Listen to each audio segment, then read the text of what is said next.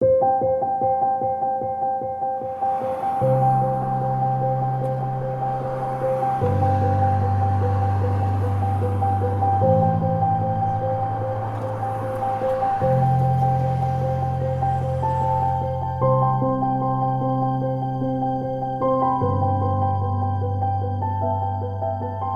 we think of the impact and growth of the Latino community in Oklahoma City, we can help but remember our journey over the last 25 years.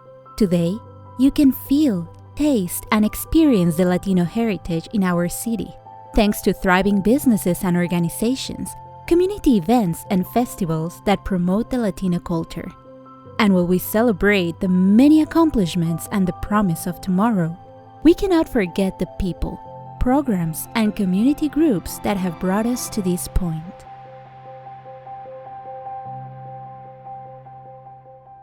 My name is Raul Font. I am the president of the Latino Community Development Agency. Well, 25 years ago, I had black hair and I was a little younger, but actually I worked at the Oklahoma State Department of Education and I was the director of bilingual education there. Sat in several powerful boards in the city. We have seen a growth in the Latino community that we're not going anywhere, but we didn't have any agency that really represented the Latinos. I'm Shirley Cox and I'm the Legal Services Developer for the Oklahoma Department of Human Services. 25 years ago, I was at Catholic Charities and I got a call from Sam Bowman. And Sam Bowman said that there was a possibility that there was $42,000 available from United Way. Sam Bowman, formerly Director of Neighborhood Services Organization. Well, I was coming to the end of my time with Neighborhood Services Organization, and around 1990, we got a new census run, and beginning to see the reality of the Hispanic people in Oklahoma City. To talk about the heritage and development of the Latino community in Oklahoma City is to talk about the history of the LCDA. 25 years have passed since the vision of creating a safe place for Latino families to receive healthcare, childcare, and many other services first began. It was becoming evident that this was a necessity for the growth of not only the community, but our city. Now, Dave Lopez, a retired businessman, a corporate board member, and community volunteer, probably describes the current situation. Well, it's interesting, as I've been kind of turning the clock back, thinking of where was I 25 years ago, and actually I was in Austin, Texas, but that's where I first learned about LCDA. At the time, I didn't think my destiny would bring me to Oklahoma City. 3 years after that, I got transferred, which was a great blessing to come to this community. And then once I got here, I got busy with other things and had kind of put LCDA out of my mind. But a couple of leaders who have been stalwarts for these 25 years for LCDA said, hey, you ought to get involved. Martha Lippert and then Jean Rainbow. And as you know, both are great leaders. Both make sure you follow up. So. My name is Ernie Gomez. I'm an adult program coordinator for Moore Norman Technology Center. Well, 25 years ago, I was working for Southwestern Bell, which is now AT&T, and I'd never been involved in the Hispanic community since I left home, growing up in Oklahoma, in a diverse community. And then when I was in the city, I just felt like something was missing in my life. So that's why I got involved in the Latino agency, because I saw it serving our Hispanic community. Yeah, my name is Rudy Alvarado, and I am retired now. I used to have a company called Advancia Corporation that I managed for over 25 years. The LCDA, actually, I became aware of it in the sense that Pat Fennell, I found out, was looking for somebody to help her organize a nonprofit. Somehow my name came up and she contacted us, and I found some other individuals that could lend leadership to it. Among the first early ones was actually the current director, which is Raul Font. In 1989, the United Way, in an effort to address the needs of this growing population, joined forces with every agency in their system and Latino leaders to give birth to the Latino Community Development Agency.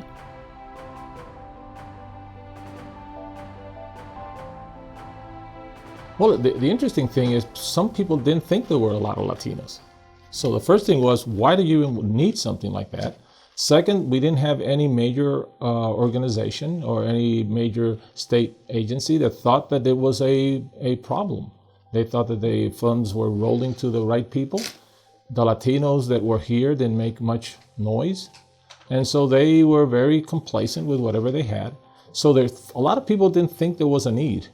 But the people that, like us, that knew where they were and went to these places and talked to the people, knew that there was a problem. There was starting to be some type of conflict of what is it that we were supposed to receive. We were American citizens like everybody else, but we didn't get the services.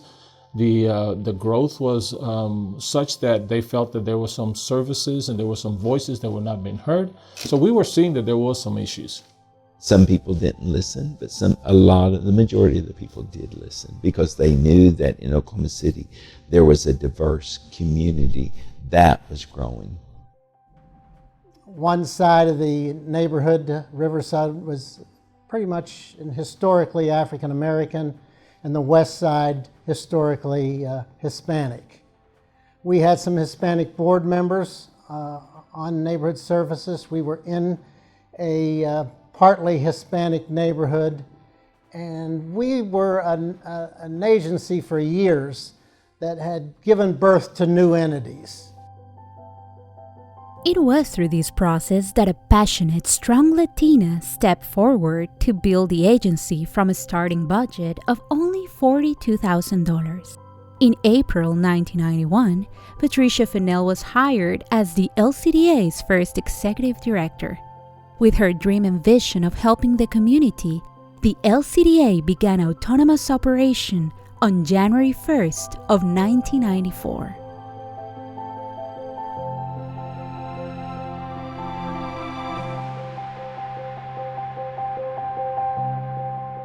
My name is Patricia Fennell, and I guess my title now is a retiree that is enjoying life.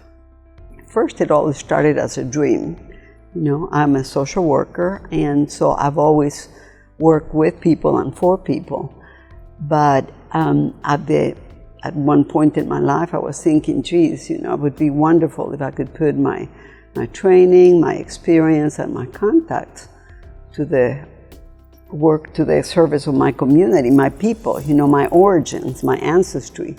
And so we started dreaming about creating an agency and all the things that an agency could be doing for the community. And so that dream slowly evolved into a reality. I was very, very fortunate to be, like I said, surrounded by people that believe in our dreams, that were in the board, but also that were in the community and different agencies, and people that were Latinos and non-Latinos, because we had people from all races that were very supportive of us. But in addition to that, I think that I was very, very fortunate in that I've always been able to have a staff of people. They look at it like I did, which is not just a job. This was a labor of love for many people. The LCDA's role steadily increased throughout the years, from serving as a voice of social justice to implementing award-winning health and education programs. Although with growth and expansion comes many challenges and obstacles.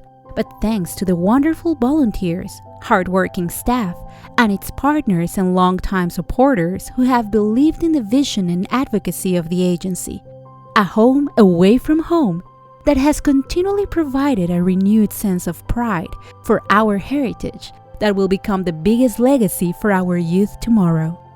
I think about during the United Way allocations every year, LCDA had to had to present its story to the United Way Committee, and I think about the people, again, who, the Latinos who had never been in the forefront, standing up and telling their stories and saying things like, you know, LCDA helped me with my teenager. I didn't know what I was going to do. LCDA helped me detect breast cancer, and then after I had breast cancer, then they walked with me through the entire process. Or, you know, I have a family member who has a mental illness, and LCDA was there for me to help me in that process. LCDA was there for me in the situation where I was abused by my husband. And I think, you know, these people were not public speakers. They were there just speaking from the heart, telling about what it is that LCDA had done for them.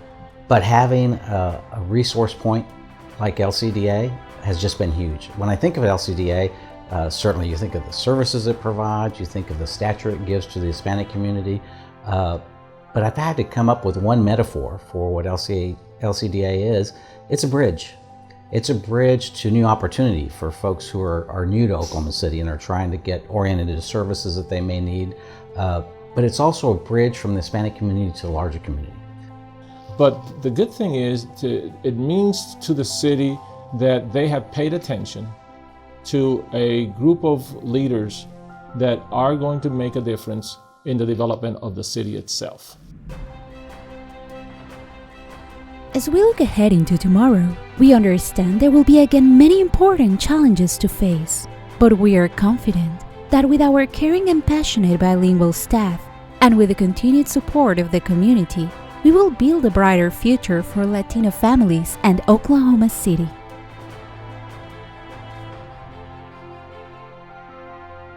My pride of being Latino increased because I met other Latinos that were professionals in their own fields, and knowing that we could, as a community, progress. We would not be held down.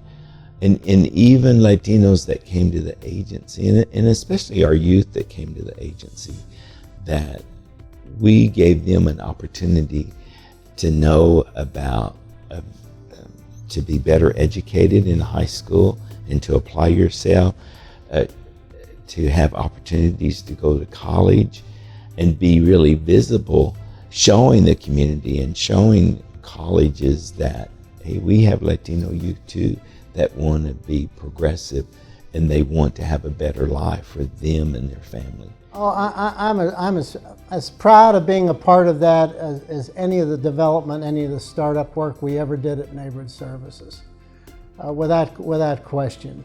So it's always been, I've always felt that I am an incredibly lucky person that could wake up on Monday morning and think, wow, it's time to go back to work, as opposed to, you know, coming on Sunday, because I've had jobs that on Sunday you think, oh my gosh, I gotta go back to work tomorrow. And so to look forward to come to work, to love what you do, and to be able to earn a living that way, I think it's a totally lucky situation. The LCDA has embraced and adopted family values that we strongly believe in, proudly providing services that are actively helping improve the well-being of the families in our community. A community that is strong and committed to accomplishing more. We are giving color and life to our neighborhoods, sharing joy and traditions, walking step by step with our Latino Community Development Agency. So LCDA has already exceeded my expectations, but if I can cast a vision forward, we know that the downtown park is coming to the front door of LCDA. There are other services that are likely to start to emerge in that area. So what I think we're going to see is LCDA is going to be less of a secret and more of a showcase. And I can't think of any institution in Oklahoma City that I think deserves to shine more and to be in that spotlight than the Latino Community Development Agency. And I give credit to the lot of members that have served at many different times in different capacities at the board, giving their advice to continue growing the organizations. A pleasure or source of pride that the organization is still going. My hopes for the future would be that it simply continue to grow and to be that light for the Latino community, but also a light for those of us who are not Latinos, to showcase, you know, what it is that Latinos can and do contribute to our community.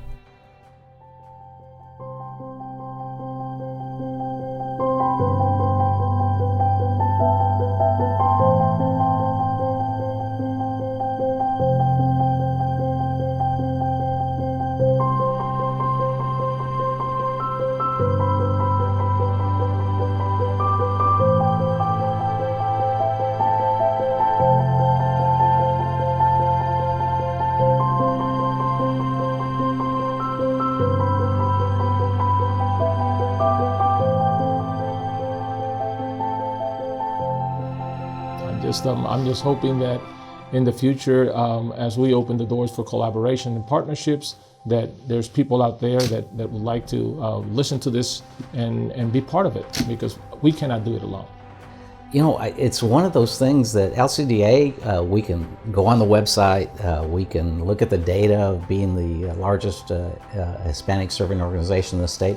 There are a lot of statistics and hard factual points to sit there and want to get engaged with LCDA. But what I would suggest to anyone that is interested in LCDA is don't leave it just to your head to try to perceive what LCDA is about. Go spend an hour, just an hour in that building, just looking around. What that'll do is not only reinforce what you learned from a standpoint of those things that are objective, but it'll get your heart engaged. And you'll see that it's a place that really touches hearts and touches souls even. Felicidades, LCDA.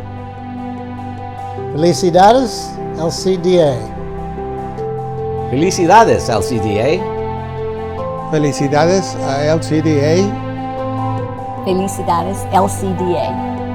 Felicidades, LCDA. Felicidades, LCDA. Sigamos adelante.